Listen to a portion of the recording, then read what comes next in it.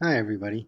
So in the last lesson we looked at how to simplify rational expressions that have common monomial factors. So today we're going to look at how we can simplify these expressions which have common binomial factors. Okay, so the first problem we're going to look at is this. Simplify the following rational expression. Which values of n make the expression undefined? Okay, so I copied it over here.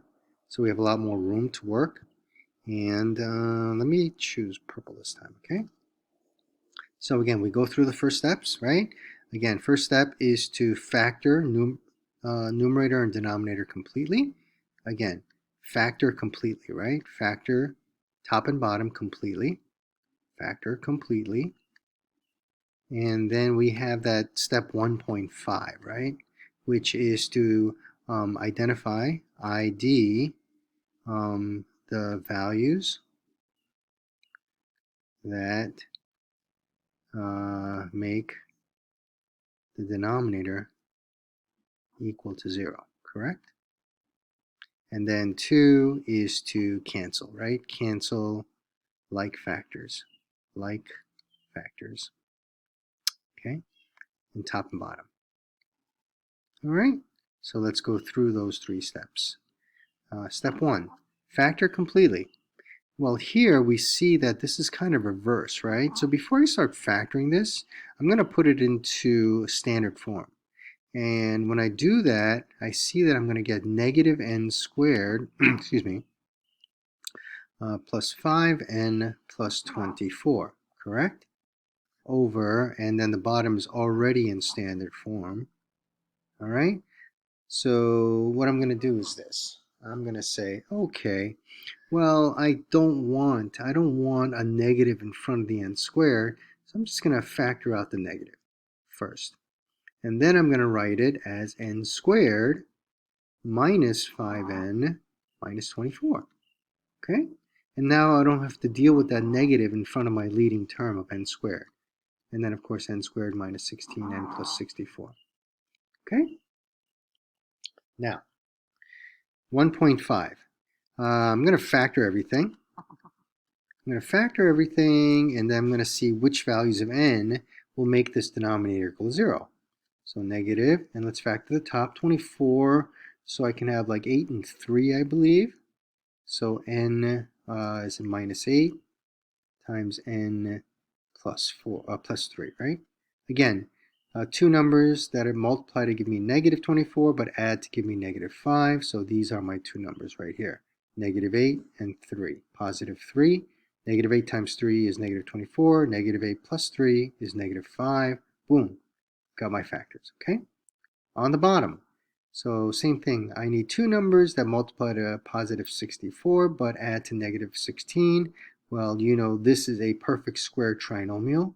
We have a perfect square, and this is twice the product of those square roots.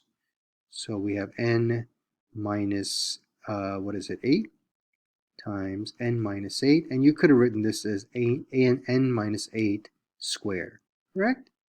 And now it's a good time to identify our values of n, which make the denominator equal to 0. So it looks like n cannot be positive 8. Because if n were positive 8, then both of these binomial factors would go to 0.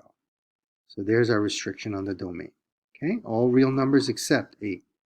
And now let's cancel and write our final simplified expression. It looks like we're going to have n minus 8s here canceling out. So we're going to cancel out a pair of n minus 8s here. And that's it. You cannot cancel these n's. Remember, these n's are not factors. They're part of a factor. It's n plus 3, n minus 8. They're parts of factors, okay? They are not factors. Remember, factors are multiplied. So n's here are not multiplied. They're added and they're subtracted.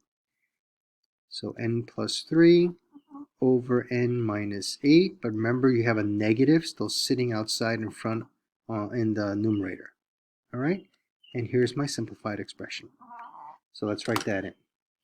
We have negative n plus 3 So it's going to be negative n plus 3 over n minus 8. Okay, I believe that's correct. Yes. And we don't need the parentheses on the bottom if we don't want to, because it's not being multiplied to anything. And our restriction was n cannot be 8. Okay. Which values of n make the expression undefined? N equals 8. And that is correct. Okay. Let's do another one. Another problem here. So again, same idea, simplify and then find the values of y, which make the expression undefined. In other words, the denominator. What values of y makes the denominator go to 0? Okay, and this one we'll try to just do it right on the page here. So here, step number 1, let's factor everything. So step 1, it's going to be, this is a perfect square trinomial. If you recognize it, it's perfect square. This is twice the product of their square roots. So this is going to be y minus 11. Okay, and if you want to write it squared, that's okay. If you want to write it separately, that's okay too. Okay, and here, before we factor this, we see that 2 is a common factor. We take out all of the greatest common factors first for all the terms. So if we take out a 2, this is going to be y squared minus 8y minus 33, like so. Okay? And let's keep going. Let's continue factoring. We have y minus 11 times y minus 11 over 2 times, and this one looks like it's going to be 3 and 11, right? So y minus 11 times y plus 3. Okay, you guys have to know how to factor trinomials by now. Okay? And now is a good time to do our step 1.5. Which is to identify the values of y which make the denominator go to 0. So again, here, it definitely looks like 11 is going to make this one go to 0, and negative 3 is going to make this one go to 0. So y cannot be 11 and negative 3. Okay, there's our restrictions. And then step 2, let's do our canceling. All right, so we're going to cancel out and then see what the final simplified expression is. So the y minus 11s on the top and the bottom cancel. Again, these y's do not cancel. They are not factors.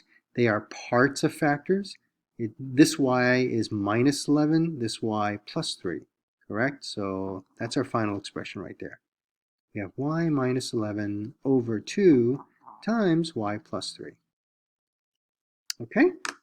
So let's plug that in, and let's just check. Y minus 11 over 2 times y plus 3. Okay, and of course y cannot be 11 and negative 3. 11 and negative 3, and that is correct. Okay, by the way, I forgot to put the finishing parentheses there, right? All right, let's try the next one. Here we have the same idea, so let's work on it. So check this time. Factor everything. Step 1. So we have, and that looks like a perfect square trinomial again. So that looks like it's going to be n minus 6 squared, correct? Over. And then this one looks like 3 goes into 108. Well, actually, let's see here. 3 goes, yeah, 3 goes in, yeah. So we're gonna have, I'm gonna reverse this again. So 3n squared minus 108. Okay. Again, I wrote them in reverse. This is negative 3n squared plus 108, right? But then I want to take out the negative in front of the leading coefficient, so I took out the negative, and so therefore the 108 has to become negative, right? And this is going to be n minus 6 squared over, and this looks like it's going to be now, I'm sorry, I could take it out of 3 too. and that's going to give me n squared minus, what is this, 96, like that. All right, n squared minus 96. Well, I have a feeling that you're going to have an n minus 6 in here because there's an n minus 6 on top. So n minus 6 squared over negative 3 times, if you take out an n minus 6, that's going to leave me with 6 goes into 9 3 times. I'm sorry, 6 goes into 9 once. So we're going to have, hold on, let's take a look at what this is. This is going to be 1 and 6, 16, right? It's going to be, is it n? Hold on. We're back. Sorry, guys. I made an adjustment here. I made a mistake. Okay, sorry. So when I factor out a 3, right? 3 goes into 3 once. 3 goes into 108 36 times, correct? Sorry about that. I put 96 instead of 36. So I made the adjustment here. I corrected it. So now it's really easy because clearly I can see that this is going to be a difference of 2 squares. So that's going to be n minus 6, n plus 6, correct? Yeah. So it was a much easier problem that I made it because this is a difference of 2 squares, right? Difference of 2 perfect squares. So now we can clearly see what the values of n are. They're going to make the denominator go to 0. So again, n cannot be 6 because then we'll make this term go to 0, but also negative 6, correct? So n cannot be 6 and negative 6 because those two values are going to make the factors in the denominator equal to 0, thus making the expression undefined. Okay, so here are our answers for the second part. And now let's do our little canceling. So if we cancel these out, we're going to have n minus 6 here canceling with one of these n minus 6's. So we're going to have just one n minus 6 left on the top with an n plus 6 on the bottom and a negative 3. So our final expression, simplified expression, should be n minus 6 over negative 3 times n plus 6. Okay, let's write that down. So we have n minus 6 over negative 3 times n plus 6. Okay, and of course our values here are 6 and negative 6. These are the two values of n that cannot make that are not part of the domain. Those are excluded from our domain because these two values make these two factors 0, making the denominator 0 and making the entire expression undefined. And that is correct. Okay, guys? All right, take care.